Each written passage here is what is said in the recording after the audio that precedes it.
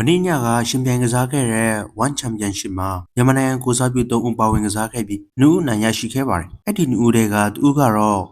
ကရန်တိုင်းရင်သူလက်ဝဲမဲ့ Veronica ပဲဖြစ်ပါတယ်။ Veronica ဟာဒီနေ့ညပြိုင်ပွဲရဲ့အမျိုးသမီးအတံမွေးတန်းမှာတရုတ်နိုင်ငံကိုစားပြု Lemon Group နဲ့ထိုးသက်ခဲ့ပြီး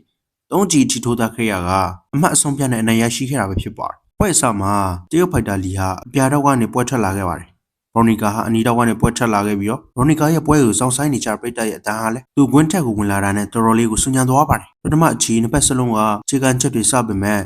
တတိထားပြီးထိုးသက်ခဲ့ကြလဲတွေ့ရပါတယ်။10မိနစ်ခန့်ကြာမှာတော့ Veronica ကအနီးကထိုးသက်ဖို့ကြိုးစားလာပါတယ်။ဒီဟာခြေရွှေ့တာလင်မြမှုရှိပြီးအမြင့်ကန်ချက်ကိုလည်းအသုံးချတော့ကိုတွေ့ရပါတယ်။လေးရက်ကန်ချက်ကိုအခြေအနေကြည့်ရင် Veronica က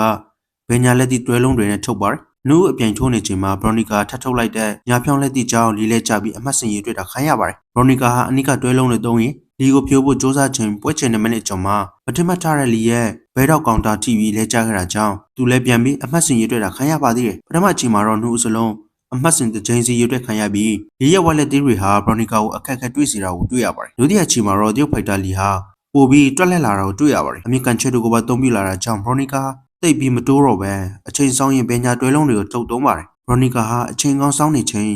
လီရဲ့ရုပ်တဲ့တိုးဝင်လာတာတွေကိုလည်းတတိထားရှောင်သိမ်းခဲ့ရပါသေးတယ်။ Veronica တတိထားထိုးနေတဲ့ကြားကလီရဲ့ကန်ချက်ထိပြီးလဲကျခဲ့ပါသေးတယ်။ Veronica ဟာလီကိုအခြေအနေကြည့်ရင်အနိကပူဝင်ပြီးချုပ်တူတိုက်ပြီးအားပေးရင်ဒုတိယအချီပြီးဆုံးသွားခဲ့ပါတယ်။တတိယအချီအစမှာတော့နော်မနီကွင်းထက်က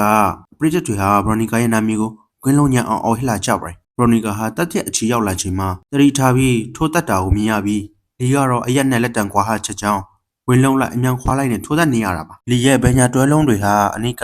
ဖူးချုပ်ခြင်းနဲ့ Veronica အတွက်အခက်ကြုံရပါသေးတယ်။ Veronica ရဲ့ဘယ်ညာတွဲလုံးတွေထိပေမဲ့လီဟာလဲကျသွားခြင်းမရှိရလဲတွေ့ရပါတယ်။ပွဲချိန်2မိနစ်ကျော်မှာ Veronica ဟာတရောင်ရိုက်ချက်ထုတ်သုံးခဲ့ပေမဲ့မထိရောက်ခဲ့ပါဘူး။လီဟာလည်း Veronica အနိကပြီးချုပ်ဖို့စူးစမ်းနေချိန်မှာတရောင်ရိုက်ချက်အသုံးပြုပြီးခုခံသွားပါတယ်။အပြန်အလှန်ထိုးသက်နေရင်တတိယအချီပြီးဆုံးသွားခဲ့တာကြောင့်အမှတ်အဆုံးပြတ်ကိုခံယူကြပါတယ်။ပွဲပြီးဆုံးလို့ဒိုင်လူကြီးရဲ့ဆုံးဖြတ်ချက်ကိုခံယူချိန်မှာတော့ Veronica ဟာပြန်မဲ့တရုတ်ဖိုက်တာကိုအမှတ်နဲ့နိုင်ရရှိခဲ့ပါတယ်။ဒီရက်လက်ကြောင့် Veronica ကိုအားပေးဝန်ရနေတဲ့ပရိသတ်တွေအတွက်ခြေနဲ့စီခဲ့သလိုကွင်းတဲ့အချီသွားရောက်အားပေးခဲ့တဲ့သူတွေကလည်းကွန်ပျူတာချင်းမြင့်မှုတွေပြုလုပ်ခဲ့ကြတာလည်းတွေ့ရပါတယ်။ Veronica ရဲ့ဒီပွဲဟာ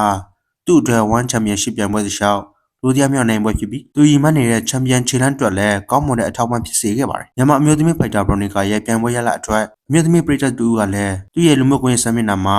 ဒီလိုမှချက်ပြုပါတယ်။ကြားရင်မှလေအများကြီးအောင်မြင်ပါစေ။ရုန်းကန်နေရတဲ့အမျိုးသမီးချင်းပေမဲ့ဒီမှာစီကခွန်အားနှမျိုးရတယ်ဆိုပြီးသူ့အားပေးနေတဲ့ပရိသတ်တူကလုံးဝကြီးကိုမှတ်ချက်ပြုနေရအောင်လဲတွေ့ရပါတယ်